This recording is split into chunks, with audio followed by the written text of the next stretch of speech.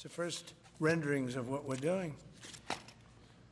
So I want to wish everybody a big hello and Merry Christmas and welcome to Mar-a-Lago for this exciting announcement of the new Golden Fleet. We're calling it the Golden Fleet that we're building for the United States Navy. As you know, we're desperately in need of ships. Our ships some of them have gotten old and tired and obsolete, and we're going to go the exact opposite direction.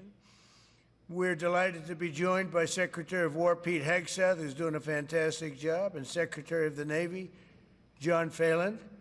Marco Rubio is here, who gave a great few words toward the end of last week. He spoke for a couple of hours on what a good job we're doing, which is true. As Commander-in-Chief, it's my great honor to announce that I have approved a plan for the Navy to begin the construction of two brand new, very large, the largest we've ever built, battleships. You know, you used to build the Iowa, the Missouri, the Wisconsin, the Alabama, many others. We had big battleships. These are bigger, but they will have 100 times they'll be 100 times the force, the power, and there's never been anything like these ships. These have been under design consideration for a long time, and it started with me in my first term, because I said, why aren't we doing battleships like we used to? And these are the best in the world. They'll be the fastest, the biggest, and by far 100 times more powerful than any battleship ever built. So if you look at the Iowa, the Missouri, Wisconsin, Alabama, and others, but they were similar in size, some a little bit bigger than the others, but if you take the biggest one, it's 100 times more powerful. They're longer by a little bit, but and they're bigger ships, but they hold much more. They use the word lethality. Battleships are the largest, sturdiest, and most heavily armed vessel built specifically for naval combat. While America has built many new warships over the years, they've tended to be smaller and much smaller, and not conducive to where we are and where we're going, and peace through strength. But including, we've been building aircraft carriers. We're going to be upping that also. We're going to be going to a superior aircraft. We have the Ford class. We're going to be upping that to a different class of aircraft carrier.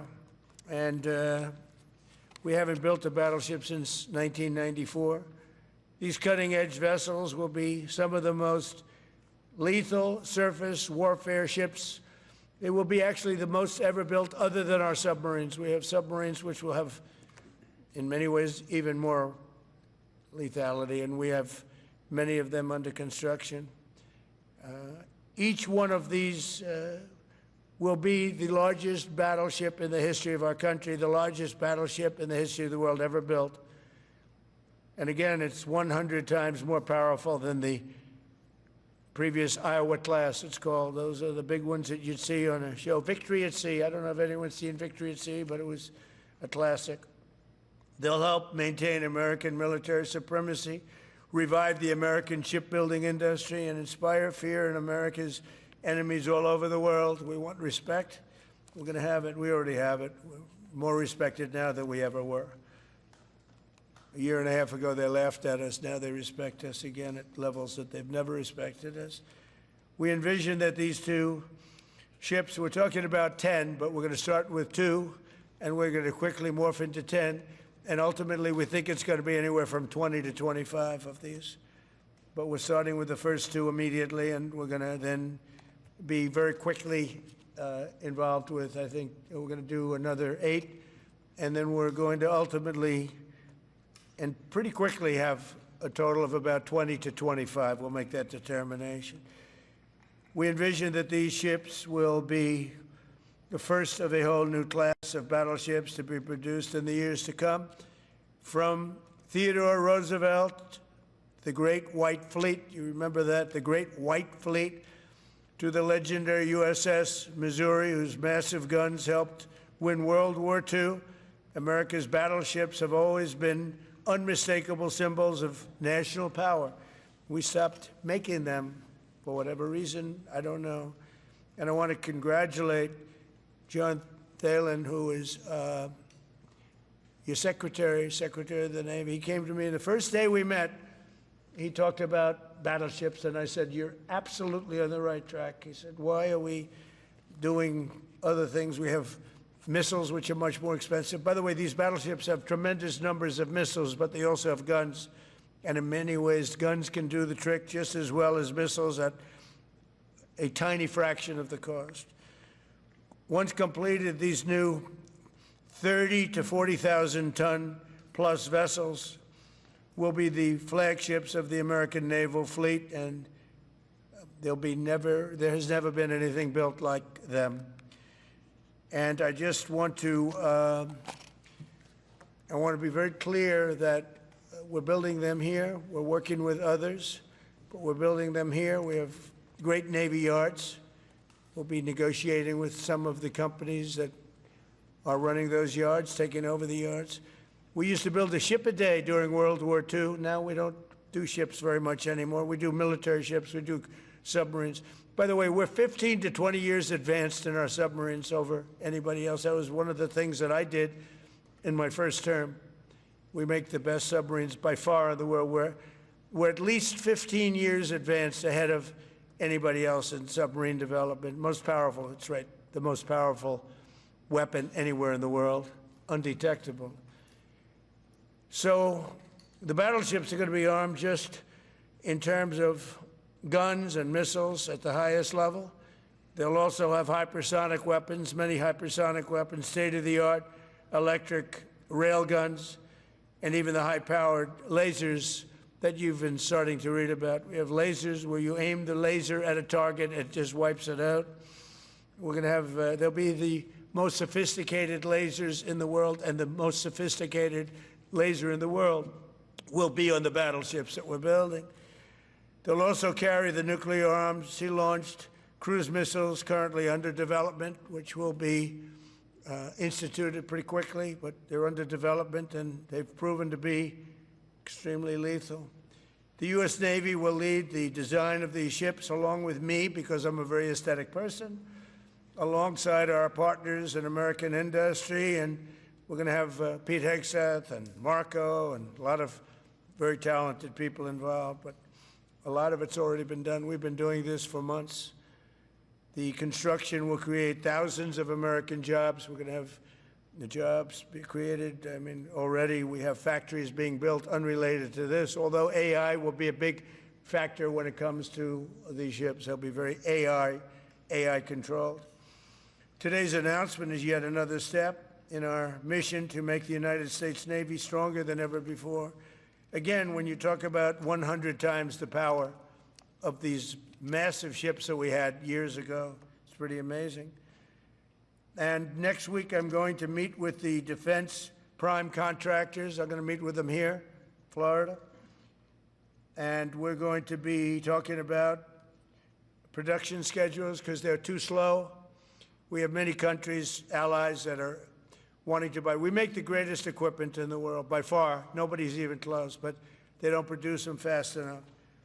So we're going to be meeting with them to talk about the production schedules. We're going to have strong production schedules. And the only way they're going to be able to do that is to build new plants. Even with the F-35, we have many people who want the F-35 fighter jet, and it takes too long to deliver them to allies or to ourselves. It takes too long. The only way they're going to be able to deliver them is if they build new plants. They don't want to build new plants because that's expensive. So we're going to be discussing production schedules. We're going to be discussing CapEx spending. We'll be discussing the pay to executives where they're making $45 and $50 million a year and not being able to build quickly. They're going to make that kind of money. They have to build quickly. Again, we make the best equipment in the world, but they don't make them fast enough. And we're going to be also discussing dividends. We want the dividends to go into the creation of production facilities. So we'll be talking about all CapEx, dividends, and the pay. We're also going to be talking about buybacks. They spend so much money on buybacks. They want to buy back their stock. I don't want them to buy back their stock. I want them to put the money in plant and equipment so they can build these planes fast, rapidly, like immediately. I mean, I have sold more planes than any president by far, times probably 20. So every time I go someplace, I sell 100 planes. That includes commercial planes, Boeings, et cetera, but it also includes fighter jets. And I'm always having to say 5 years, 6 years, 7 years, helicopters, Apache helicopters, many years. India bought them. They want to get them. They don't want to wait a long time. So we don't want to have executives making $50 million a year, issuing big dividends to everybody, and also doing buybacks. And then they say, well, we don't have the money to build the plant. They got to build plants. Plans to make F-35s, plans to make helicopters, plans to make the F-47 new jet. And that's it. And that's what I'm going to be talking to them about. They're going to start spending money on building airplanes and ships and the things that we need, not in 10 years and 15 years. We need them now. And we're strong about it. Last week, the Navy announced a brand new class of frigate, and they're going to be working with the South Korean company. Hanwha, a good company, recently agreed to invest $5 billion in Philadelphia Naval Shipyard. We're opening up the Philadelphia Shipyard, once a great yard. Now it was a long time ago decommissioned, but now it's reopening, working with the Navy and working with private companies. The record-setting defense bill I signed last week authorized $26 billion to build new ships, including destroyers and various others. We already have a lot of submarines, as you know, under construction. We're building a lot of submarines. I tell you, to be exact, we have right now 15 submarines under construction or ready to start. And we have, again, the greatest submarine in the world with our technology, like they talk about chips. Well, I would say submarines are a bigger deal than chips. We're at least 15 years ahead of any other competitor. China, Russia, nobody can come close. We're also building right now 3 large aircraft carriers in addition to the ones we have. And we have, actually, interestingly, we have a lot of submarines. How many submarines do we have now altogether, approximately? Huh? What? Over 30. We have over 30. But these are the super-duper subs, and there's nothing like them. So we're going to be doing from 12 to 15 brand-new submarines.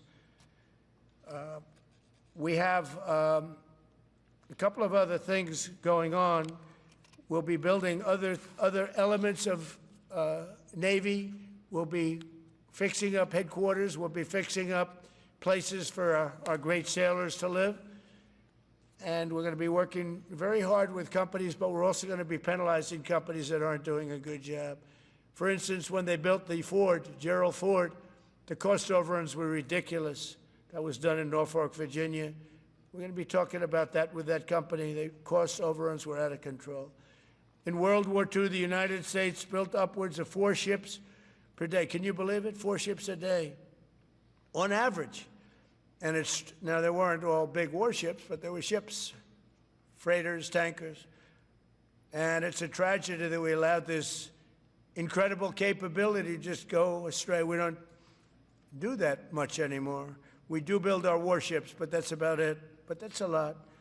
We're going to restore America as a major shipbuilding power. We're going to ensure the USA is the most powerful fleet anywhere in the world, and long into the future, with battleships helping lead the way, and the submarines that, again, nobody competes with us on submarines. So I just want to thank everybody, and I'd like to ask Secretary Hegseth to say a few words, followed by the Secretary, but if you would, Secretary of the Navy. But Pete's doing a fantastic job. By the way, we have drugs are down 96.2% coming into the United States. 92.6 by sea. And soon we'll be starting the same program on land. Land is much easier. But every one of those boats that we knocked out saved 25,000 lives. So we save 25,000 lives every time we knock out one of those boats with the drugs pouring in. And you just have to see it. I mean, people say, oh, gee, do you think it was really drugs? Well, just take a look. Bags all over the place. That's not fishing equipment. There's no fishing rods on those boats. They move fast. When you see a boat with 4 engines or 5 engines on, going 40, 50 miles an hour, well, they get hit. We save 25,000 lives every single time we knock out a boat. And it's over 96% stopped by sea. We're trying to figure out who the other 4% are, frankly. And we're going to have the same success, but even quicker, because it's much easier on land. If they want to come by land, they're going to end up having a big problem. They're going to get blown to pieces, because we don't want our people poisoned. 300,000 people died, probably last year 300,000. A lot of people say it was 200. Somebody said last night, it was only 175,000 people. That's like 3 stadiums, big football stadiums filled up with people died. But I think the real number is 300,000. We're not going to have that anymore. So we're doing a great job, and we enjoy doing it. Our border is secure. Our country is strong. Trillions of dollars is coming into our country from other countries and companies. They're building factories and plants, including auto plants, all over the United States of America. Without tariffs, they wouldn't be doing anything, although they were very happy with the November 5th election. But it's only because they want to avoid paying tariffs that they're all coming in. And again, the biggest number was $3 trillion in history. That was China many years ago. Now it's $18 trillion, and that's just in 10 months. We think we could hit $20 trillion. That's investment in the United States, including plant and equipment.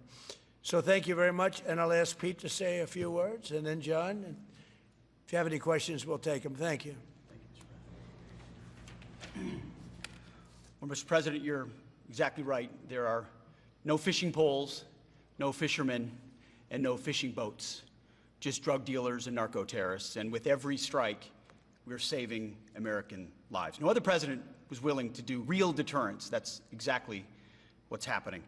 It's an honor to be here, Mr. President, Mr. Secretary, Secretary Rubio, to talk about what peace through strength really looks like. You can talk about it, or you can invest in it, and you can build it.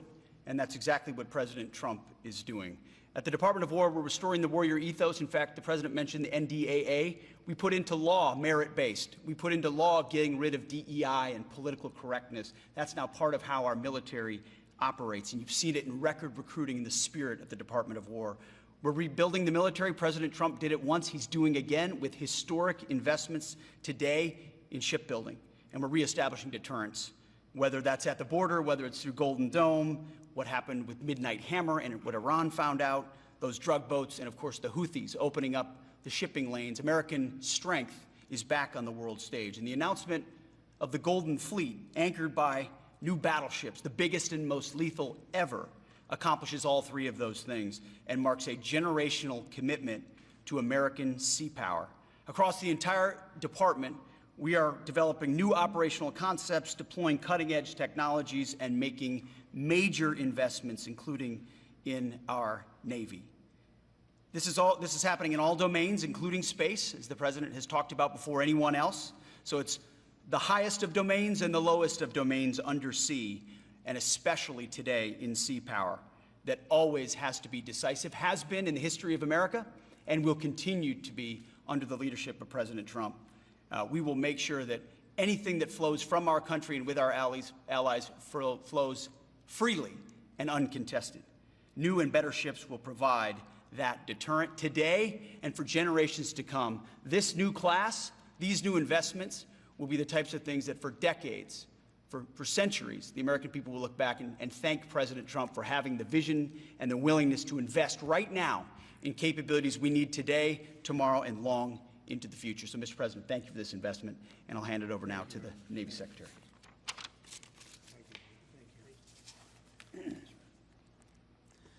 Mr. President, Secretary Hegseth, Secretary Rubio, thank you for being here on a very consequential day. From my very first conversation with President Trump about serving as a Secretary of the Navy, he's talked about the great Iowa-class battleship and why America doesn't build ships anymore with that kind of offensive firepower that takes the fight to the enemy. During my time in the job, I've talked extensively with our combatant commanders, like Admiral Paparo and Admiral Cooper, and our CNO, Admiral Cottle. And what I've learned is that not only is the President's idea a good one, it's something that Navy desperately needs and now has a formal requirement for. The future Trump-class battleship, the USS Defiant, will be the largest, deadliest, and most versatile and best-looking warship anywhere on the world's oceans. I want to thank the President for his vision to make this game-changing capability for the United States Navy.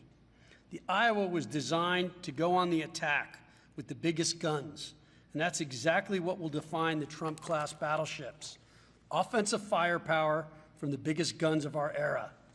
This ship isn't just to swat the arrows. It is going to reach out and kill the archers. And for the first time in generations, we'll have a new leg in America's nuclear deterrence, because the Trump-class battleship will carry the nuclear-armed, sea-launched cruise missile. Striking dominance isn't all that the Trump-class battleship brings to the fight at sea. It has the size and capacity to serve as a flagship for our fleet commanders so that they can command and control naval forces far out to sea.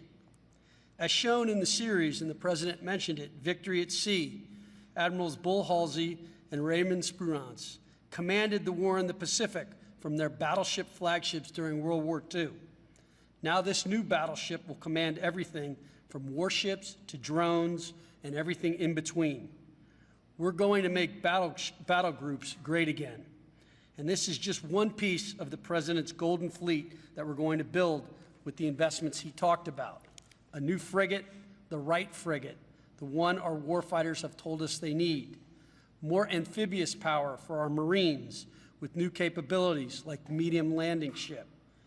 As part of the Navy's high-low mix, we're moving out aggressively on unmanned vessels with funding from the President's One Big Beautiful Bill to bring options to the fight and pull new, non-traditional defense partners into the American shipbuilding ecosystem.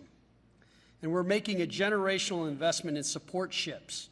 Logistics wins wars, and that kind of shipbuilding is the spark that will ignite the industrial base and help power the commercial shipbuilding that the President has called for. Under your leadership, Mr. President, we will have more tonnage and firepower under construction than ever before in our history. Building the President's Golden Fleet means jobs across the United States now. There'll be work for shipyards everywhere, from Philadelphia to San Diego, from Maine to Mississippi, from the Great Lakes to the Gulf Coast, and for manufacturers that will build components for this battleship in every state. The President has been clear. We must bring back our American maritime industrial might. And he has told me many times that as Secretary of the Navy, it is my job to equip our sailors to win the fight at sea with the finest ships in our history. To conclude, the USS Defiant battleship will inspire awe and reverence for the American flag whenever it pulls into a foreign port. It will be a source of pride for every American when it brings home our brave sailors who will sail defiant, raise their fists, and say, "We are peace through strength." And our adversaries will know when the Trump-class USS Defiant appears on the horizon, American victory at sea is inevitable. Thank you, Mr. President. Now, when a conflict arises, you are going to ask not one, but two questions. Where are the carriers, and where are the battleships? Thank you. Thank you very much. Thank you. I just want to mention that John Phelan is one of the most successful businessmen in the country, in our country.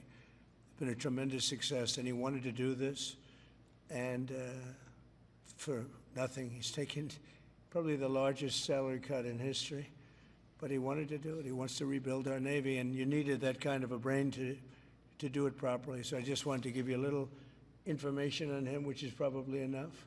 But one of the most successful men in the country, and he's that because he understands it, and he understands finance in addition to what we're talking about. Somebody who's doing a fantastic job is Marco Rubio, Secretary of State. And Marco, maybe say a few words, and then we'll answer some questions. Thank you. Thank you, Mr. President. And I don't have much to add. This is a phenomenal presentation. Thank you, Mr. President. This is American industrial power returning. This is the ability, once again, to rebuild, to have industry in the United States. This is generational in the change, not just in terms of applying American war power, increasing our ability to protect the seas. The U.S. Navy is the single biggest source of peace in the world of all of our forces because it gives us a global footprint. But it rebuilds American industrial capacity. The ability to make things again in our country has been critical to what the President's agenda has been all about, and this is a tangible reminder of it. And I know the country's grateful for it, and generations of Americans will be grateful for it. So thank you. Thank you, Marco. By the way, I think I'd just like to point out that these ships are made of steel as opposed to aluminum. It's a big difference, as you know. Battleships, the great battleships, had 6- and 7-inch steel hulls, and these are going to be likewise made out of very powerful steel. Our steel industry is coming back very strongly, by the way. It's coming back at record numbers, and we're going to be using them for the steel, but as opposed to an aluminum side, which, in all fairness, is not the same. So, John, we're going with all steel, I understand, and that's going to be something that people are surprised. More expensive, but not even comparable in terms of the importance and the strength. Yeah, please. What's your timetable for these first two ships, and do you see them as a counter to China? We're going to start almost immediately, and we'll probably talk in about 2.5 years. And in terms of the mission, do you see it as a counter to China? It's a counter to everybody. It's not China.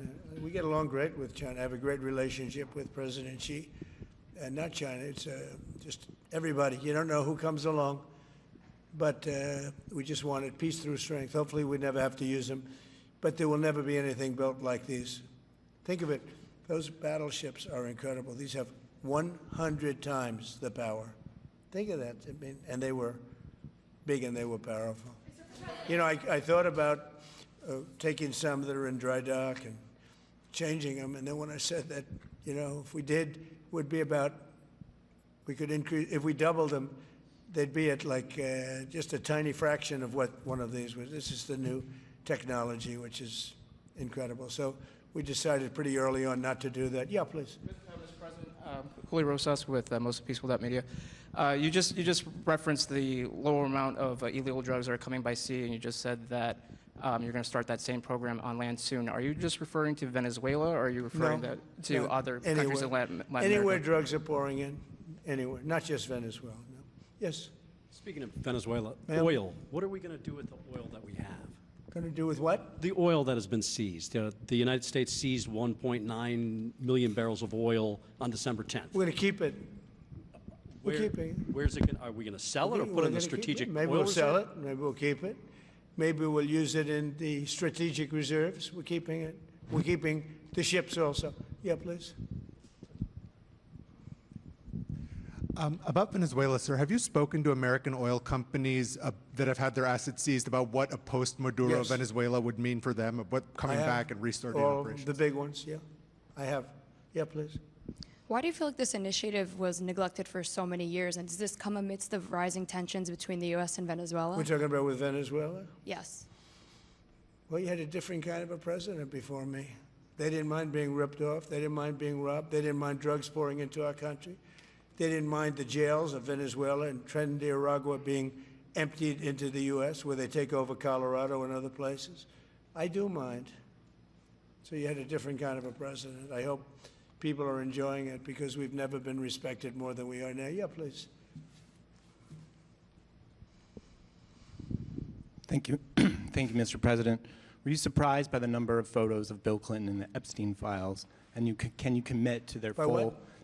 And were you surprised by the number of photos of Bill Clinton in the Epstein files? And can you commit to their full release by the end of the year? Some of the victims were protesting that too many of them were redacted. I know there are a lot of people that are angry about all of the pictures of other people, you know, but I think it's terrible. Look, I like Bill Clinton. I've always gotten along with Bill Clinton. I've been nice to him. He's been nice to me. We've always gotten along. Respect him. I hate to see photos come out of him, but this is what the Democrats, mostly Democrats, and a couple of bad Republicans are asking for. So they're giving their photos of me, too. Everybody was friendly with this guy. either friendly or not friendly, but they, you know, he was around. He was all over Palm Beach and other places. The head of Harvard was his best friend, Larry Summers. And Bill Clinton was a friend of his, but everybody was. I actually threw him out of Mar-a-Lago. And as a person that was in Mar-a-Lago, I threw him out. Mar-a-Lago, this is Mar-a-Lago. It's the hottest place I think it's the hottest place in the world, but it's the hottest place in Florida. And everybody would come here. He'd come here. We actually threw him out. But no, I don't like the pictures of Bill Clinton being shown. I don't like the pictures of other people being shown. I think it's a terrible thing. I think Bill Clinton's a big boy. He can handle it. But you probably have pictures being exposed of other people that innocently met Jeffrey Epstein years ago, many years ago, and they're, highly respected bankers and lawyers and others, and they'll end up, because of guys like Massey, who's a real lowlife, whose polls are down to about 9%, by the way, in the great state of Kentucky. If you look at Kentucky, Kentucky is such a great place, but I don't know, they've got a couple of people in there that are very strange in terms of leadership, but Massey's a loser, and he likes it, and that he works with the Democrats. He's just being used by the Democrats, because what this whole thing is with Epstein is a way of trying to deflect from the tremendous success that the Republican Party has. Like, for instance, today we're building the biggest ships in the world, most powerful ships in the world, and they're asking me questions about Jeffrey Epstein. I thought that was finished. I believe they gave over 100,000 pages of documents, and there is tremendous backlash. It's an interesting question, because a lot of people are very angry that pictures are being released of other people that really had nothing to do with Epstein, but they're in a picture with him because he was at a party, and you ruin a reputation of somebody. So a lot of people are very angry that this continues. A lot of Republicans are angry because of the fact that it's just used to deflect against a tremendous success. Look, we have $18 trillion coming into our country. We have, I believe, we're going to have the most successful economy in history. We inherited a mess. Now prices are coming way down. Gasoline is less than $2 in some states, $1.99, $1.97, $1.95 a gallon. $1.95. Think of that. A gallon. Nobody ever thought they'd see that. They don't want to talk about that. They want to talk about Epstein. And the problem is a lot of Democrats are being caught up in the web, like Larry Summers. Larry Summers was the head of Harvard. He's now been forced to resign from every board he's on, and he was thrown off the Harvard board. Now, he was at Epstein's Island a lot. I wasn't. I never went there, by the way. But fortunately, it's nice. But I never went there. But a lot of people did go there. But instead of talking about the battleships, or instead of talking about most favored nations drugs, we're bringing down drug prices like at a level that has never even been thought of, by thousands. Think of it, by 1,000%, by 1,200, 1,300, 1,400% in some cases. A drug that sells for $10 in London is costing $130 in New York. We're bringing it down to $20, and they're going to go up to 20. So they're going from 10 to 20, which is a doubling. It's a doubling. That's a lot, but it's a doubling. But we're going down to 20. So we're going down, if you can do your own math, but it's 2,000%, 3,000%. It's pretty amazing. And the New York Times had a story about it, a small story, way in the back of the paper. It's the single biggest thing to happen with respect to drugs probably in 50 years. It's never been anything like this. In my first term, I was able to get drug prices down 0.25%. It's the first time in 28 years that they went down. 0.25%. I was so proud of myself. Now we're doing them 2,000%, 1,500%, 1,200%. That pill that sold for $130 will now be selling, as an example, for $20, because the rest of the world took advantage of us. Without tariffs, I could have never done it. I called up the heads of the countries. As an example, France, I spoke to a very good man, President Macron of France, and I said, Emmanuel, you have to raise your drug prices. He said, no, no, no, we will not do that. I said, you have to. He said, no, I don't want to do that. Look, you're asking me for go to $10 to $20. You're going to come way down to 20. We don't want to do that. Now, in all fairness, no other president even tried. But if they did try, there was actually a fake story in stupid USA Today. I didn't even think they'd make it anymore. I haven't. But I saw a story where Biden was trying to do this. Biden never tried to do it. Biden didn't know he was alive. He never tried to do it. But they're taking it from $10 to $20. So he would say, and the other leader said the same thing. No, no, we won't do it. I said, no, no, you're going to do it 100%. They said, nope. We're not doing it. We're not going to double our price. Because, again, if you go from $10 to $20, they're doubling their price.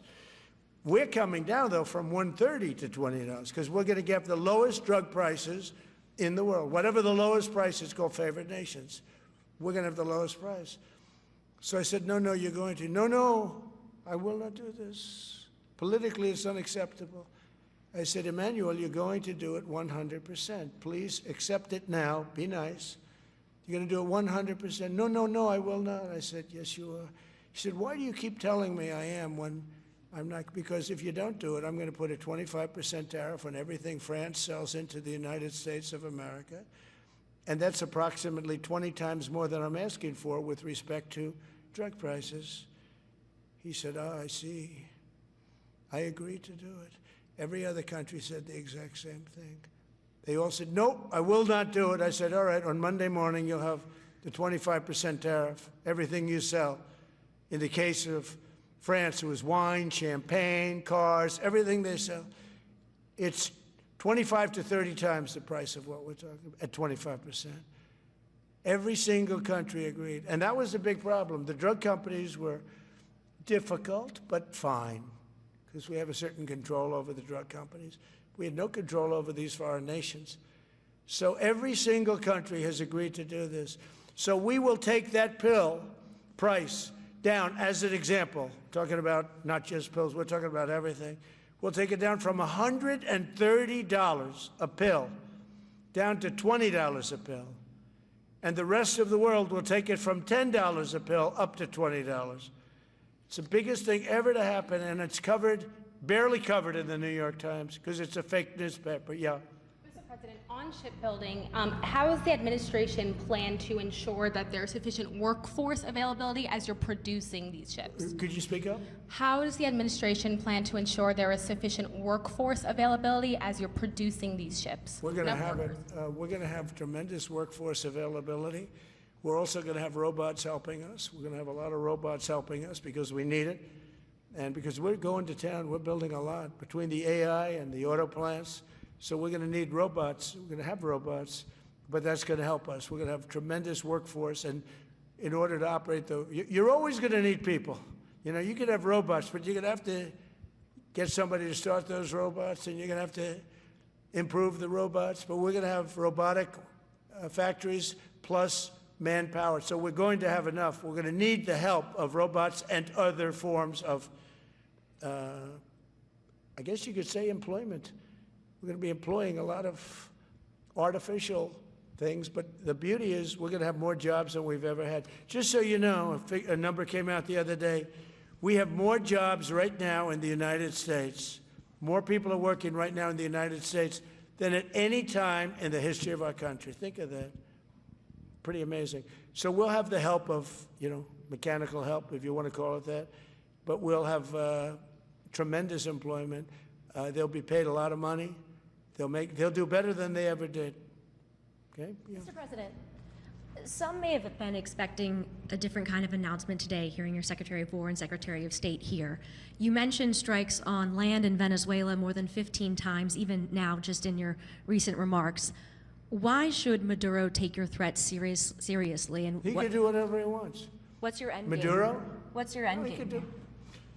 There's no answer. He can do whatever he wants. I mean, we have a massive armada formed, the biggest we've ever had, and by far the biggest we've ever had in South America.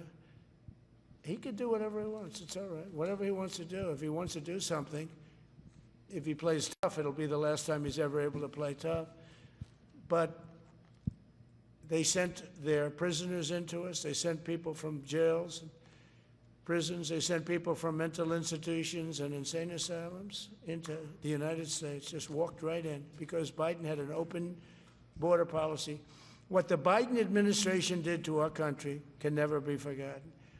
They took in millions and millions, 25 million people over the course of 4 years.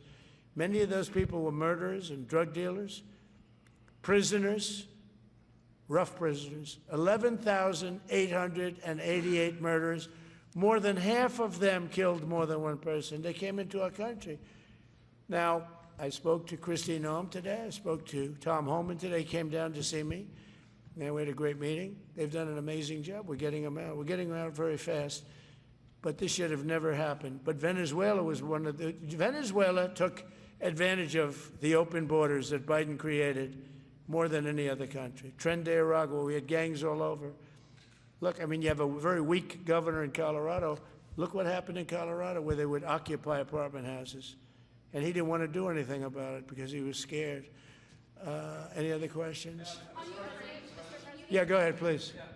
So in response to the United States taking sanctioned oil from Venezuela, Colombian President Gustavo Petro criticized the United States by saying, well, the Southwest is stolen land and that it should be returned to Latin America. I just wanted to know what your response to that is. Well, he has to watch because, you know, he's got drug factories. They make cocaine in Colombia. And he's no friend of the United States. He's very bad guy. And he's got to watch his ass because he makes cocaine and they send it into the United States of America from Colombia. We love the Colombian people. I love the Colombian people. They're great people, energetic, smart, great. But their new leader is a troublemaker. And he better watch it. He better close up those cocaine factories. They have at least 3 major cocaine factories. We know where they are. He better close them up fast, yeah. By the way, it's made and sold into the United States. Comes through Mexico. Thank you, sir. You've named Governor Landry to be new special envoy to Greenland. Yeah. How do you, what do you see that role entailing, and is it still your intention that Well, Greenland he called become me, part and of the you know, U.S.? he viewed Louisiana, the Louisiana Purchase. He said, "I'm governor of Louisiana," and he said, "I would love." I didn't call him; he called me. He's very proactive. He's a great guy. He's a deal guy. He's a deal maker type guy. And we need it for national protection. We need Greenland for national protection. They have a very small population. And I don't know, they say Denmark, but Denmark has spent no money. They have no military protection. If they say that Denmark was there 300 years ago or something with a boat, well, we were there with boats too, I'm sure. So we'll have to work it all out. But he felt very strongly, we need it for we need Greenland for national security. Not for minerals. We have so many sites for minerals and oil and everything. We have more oil than any other country in the world. We need Greenland for national security. And if you take a look at Greenland, you look up and down the coast, you have Russian and Chinese ships all over the place. We need it for national security. We have to have it. And he wanted to lead the charge. So we're making him, Marco, today, a special envoy to Greenland. Greenland's a big deal. Yeah. Can you give an update on the talks that took place this past weekend, and could a trilateral discussion of sort be the next step for Ukrainian, U.S., and Russian delegations? So the talks on Ukraine, Russia are going along. They lost, as you know, 27,000 soldiers last month, mostly soldiers, some people, but some people in Kiev, etc., but mostly soldiers. And the talks are going along. And I say that, you know, there's tremendous hatred between these two leaders, between President Putin, President Zelensky, tremendous hatred, and I hope we can get it done. We are talking. Talks are going okay, but, you know, I've solved 8 wars, and Thailand is starting to ship up. You know, they started with Cambodia. They started up again, but I think, Marco, we have that in pretty good shape to have that stopped. So we stopped 8 wars, and I thought this would be in the middle of the pack, but maybe easy, but in the middle of the pack. But there's a lot of hatred between those two people, and when there's hatred, there's, you know. But we stopped one war 38 years, one war 35 years, one war was going on for 32 years. And we stopped, think of it, we stopped a potential nuclear war between Pakistan and India. And the head of Pakistan, highly respected general, he's a field marshal, and also the Prime Minister of Pakistan said, President Trump saved 10 million lives, maybe more, by getting that war. You know, 8 planes were shot down. That war was starting to rage. And he actually said the other day that President Trump saved 10 million lives, maybe more. So We solved all these wars. The only one I haven't solved yet is Russia, Ukraine. Are you still pushing for the Christmas date deadline with Russia and Ukraine? And have you spoken with Putin or Zelensky or plan to push the I'll do deal? whatever I have to do. I mean, I'd like to see it stop. Look, we don't lose any money on that war anymore. You know, Biden gave $350 billion, and who knows what happened to it. We now sell missiles, planes, all of the best military equipment. We sell it to NATO. We got NATO to go from 2% GDP to 5%. Nobody believed that to this day. Nobody's going to write that, but nobody believed it. And they take that money and they pay it to the United States for weapons. So we sell weapons to NATO. We sell full price. We sell weapons to NATO, and NATO takes those weapons and probably distributes them, but gives a lot of them to Ukraine. So we don't lose any money like we did with Biden. He was spending money like a fool. He was a fool. What he did to our country is so horrible. But he gave $350 billion between cash, gave a lot of cash, $350 between cash and weapons. You remember at the beginning of that whole thing, I gave them javelins. Javelins are the anti-tank busters. And President Obama at the time gave them sheets. I gave them javelins. They gave them sheets. But you know, the bottom line, it's time for, I think they're all tired of that war. Everyone's tired of that war. It's got to stop. Yeah, please. The U.S. was in active pursuit of a sanctioned oil tanker yesterday. Are you able to share what became of that tanker? Was the U.S. able to seize it? No, it's moving along, and we'll end up getting it. Yeah, we're actually pursuing it. Can you imagine?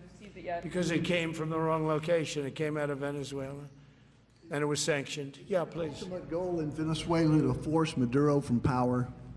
Well, I think it probably would. I can't tell that. That's up to him, what he wants to do. I think it would be smart for him to do that. But again, we're going to find out. Look, Venezuela did terrible things to the United States. They sent hundreds of thousands of people, millions of people, into our open border. They sent their criminals, they sent their prisoners, they sent their drug dealers, they sent their mentally insane and incompetent people into our country more than any other country. Others did too. The Congo did.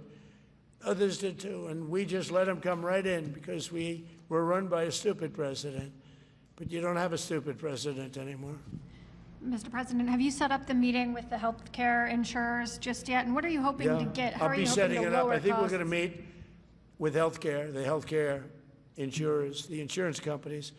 So what I'm asking for in healthcare is very simple. Obamacare is a disaster. I call it the Unaffordable Care Act. Unaffordable as opposed to, it's unaffordable. They're going to have a tremendous increase in premiums, which is Obamacare, which is them, the Democrats' fault. They'll try and blame Republicans. It has nothing to do with us. It's the Democrats' fault.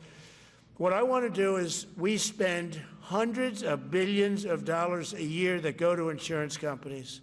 I want that money to go to the people and let the people buy their own health care. And everybody loves it. It's become our issue. Now, before I do that, I'll meet with the insurance companies, just as I met with the drug companies. As you know, we're meeting with 4 other drug companies, Johnson & Johnson, but they've all agreed. We're meeting with them this week. It's coming. It'll be a similar meeting. They've all agreed. But nobody would have thought the drug companies were going to do what they did, where they're giving away free drugs. They've been so great, okay? And we have most favored nations. Nobody thought that was possible. I don't think any other president ever tried to get it because they never thought they could. But with respect to the insurance companies, I want to meet. There's essentially 14 of them, 10 big, but there's a total of 14 pretty much, pretty big. And I want to meet with them, and I want to say, I want you to cut your rates way down, way down. And maybe if they do that, we'll be able to not cut them out. We'll be able to continue to deal with them, which is probably a little easier process. I think the best process is pay the money directly to the people, let them buy their own health care. But I'm going to meet with them the first week back. I do it now, but they're trying to come up with a schedule. They want to meet badly, they've told me, but they want to come up with a schedule. I said, make it a good schedule. Your rates have to come way down. We're also going to meet with other insurance companies because under Biden, the insurance rates have gone through the roof. Auto insurance, home insurance. I mean, insurance companies are making far more than they're entitled to make. So we're going to be doing that. But just in the meantime, we'll be meeting with the insurance companies in the first week, the first few days back, in Washington because they're trying to come up with a proposal that will satisfy me. Thank you very much, everybody. Appreciate it.